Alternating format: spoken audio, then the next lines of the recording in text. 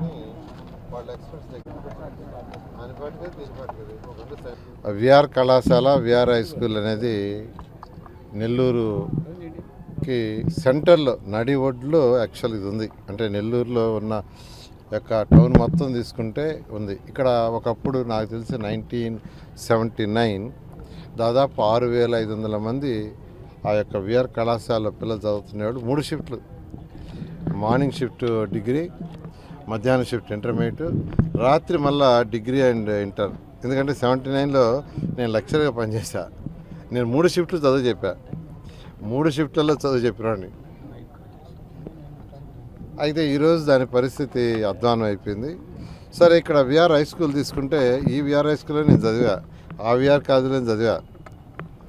ఈ high school ఈరోజు చూస్తే మూసేశారు, విద్యార్థులు లేరని నడి ఒడ్డున్నది. అయితే 2014-19లో ఇక్కడ నేను ఒక రెసిడెన్షియల్ కళాశాల పెట్టి 300 మంది విద్యార్థులకి, 150 మంది నెల్లూరు జిల్లా వాళ్ళకి, మిగతా 150 మిగతా జిల్లాల్లో ఉన్న వాళ్ళకి కూడా ఇచ్చే మెరిట్ స్టూడెంట్స్కి బ్రహ్మాండంగా స్టూడెంట్స్ ఐఐటి, ఎన్ఐటి, IIIలో సెలెక్ట్ అయ్యారు. సెలెక్ట్ అయిన విద్యార్థుల్ని ఆ రోజు అజీజ్ మేయర్ గారు వెహికల్లో నెల్లూరు టౌన్ అంతా ఊరేగింపు చేశాడు. ఈరోజు అక్కడక్కడ అవపడుతుంటారు వాళ్ళు, సార్ మేము విఆర్ హై స్కూల్లో మీరు పెట్టిన స్కూల్లో చదివాం, ఈరోజు ఐఐటీలో ఉన్నాం, ఆ కంపెనీ. నిజంగా చాలా ఆనందంగా ఉంటుంది. అయితే ఇప్పుడు దాన్ని ఆ రెసిడెన్షియల్ మూసేసేది డే స్కాలర్ పెట్టారు.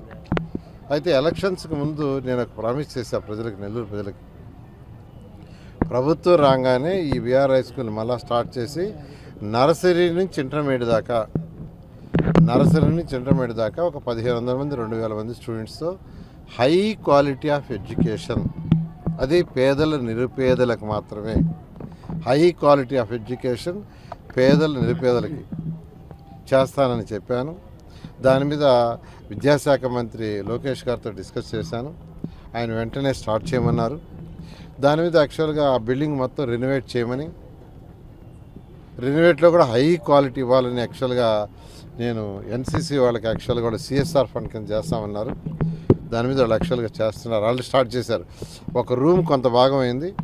మోడల్గా చూడండి సార్, ఏమైనా సలహాలు ఉంటే చెప్పంటే నేను, కలెక్టర్ గారు, కమిషనర్ గారు, నుడా చైర్మన్, ఇంకా మిగతా అధికారులు కూడా వచ్చాం, మా మెఫ్మా ఎండీ గారు కూడా. ఎందుకంటే పేదలు నిరుపేదలు అంటే, నేను ఎలక్షన్స్కి ముందు నెల్లూరులో ఉన్న హౌసెస్లో దాదాపు 84,000 ఇళ్ళు డోర్ టు డోర్ తిరిగా. పర్టికులర్గా సర్రేపల్లి కాలువ కట్ట, పెన్నా కట్ట, జాఫర్ కట్ట, కొన్ని స్లమ్స్ ఏరియా చూస్తే అక్కడ కొంతమంది తల్లులు యాక్చువల్గా వంట పనికి పోతున్నారు, కొంతమంది పాసి పని చేయడానికి పోతున్నారు, అంటు తోమటానికి. అలాంటి పేద కొందరు చుట్టలు చుడుతున్నారు. ఎంత వస్తుందమ్మా అంటే రోజు కంటే 100 రూపాయలు వస్తుందైనా 50 రూపాయలు వస్తుంటున్నారు. కొందరు బీడీలు చుట్టుకుంటున్నారు. వాళ్ళ పిల్లలు చూస్తే ఎలా ఉండారంటే అధ్వానంగా ఉండారు. అందుకని అటువంటి పిల్లల్ని చదివించాలా, హై క్వాలిటీ ఆఫ్ ఎడ్యుకేషన్ ఇవ్వాలనే ఒక ఆలోచనతో యాక్చువల్గా ఎలక్షన్ ముందు చెప్పాను. దానికి తగ్గట్టుగానే విద్యాశాఖ మంత్రితో మాట్లాడటం, ఆయన వెంటనే ప్రొసీడ్ కమ్మన్నారు. ఇది రాష్ట్రంలో ఒక మోడల్ స్కూల్గా కావాలని, హై క్వాలిటీ మొత్తం కంప్లీట్గా అన్నిటికీ ఇంటరాక్టివ్ బోర్డులు ఇవ్వటం, అన్ని ల్యాబ్స్ ఎస్టాబ్లిష్ చేయటం, ప్రతి స్టూడెంట్కి బస్సు ట్రాన్స్పోర్ట్ ఫ్రీ ఇక్కడ చదివే పిల్లలకి. మార్నింగ్ బ్రేక్ఫాస్ట్ ఇక్కడే ఇస్తాం, లంచ్ ఇక్కడే ఫ్రీగా ఇస్తాం, ఈవినింగ్ స్నాక్స్ ఇస్తాం, ఆ విధంగా యాక్చువల్గా ఒక మంచి ప్లే గ్రౌండ్, ఇది మంచి ప్లే గ్రౌండ్ ఉంది, దీన్ని డెవలప్ చేయమని చెప్పాను. దాన్ని కూడా యాక్చువల్గా వాళ్ళే డిజైన్ చేస్తున్నారు. ఇవన్నీ కూడా జూన్ 12వ తేదీకి, అంటే స్కూల్స్ ఓపెన్ అయ్యే జూన్ 12వ తేదీ. అందుకనే మెఫ్మా ఎండి గారు కూడా వచ్చిన్నారు, భరత్ గారు, వారికి కూడా చెప్పాను, పీడి గారు కూడా ఇమ్మీడియట్గా ఇప్పటి నుంచే పేదలు, నిరుపేదలు, poorest of the poor, Nellore సిటీలో ఉండే వాళ్ళని ఐడెంటిఫై చేయమని వాళ్ళు ఐడెంటిఫై చేస్తున్నారు. ఐడెంటిఫై చేసి ఈ యొక్క వీలైనంత వరకు మే మిడిల్కి బిల్డింగ్ మొత్తం కంప్లీట్ అయ్యేటట్టుగా వర్కౌట్ చేయటం జరుగుతుంది. ఆ విధంగా ఈ స్కూల్ని ఒక మోడల్ స్కూల్గా రాష్ట్రంలో, దేశంలోనే, భారతదేశంలోనే గవర్నమెంట్లో ఒక మోడల్ స్కూల్గా దీన్ని చేస్తామని తెలియజేస్తాం.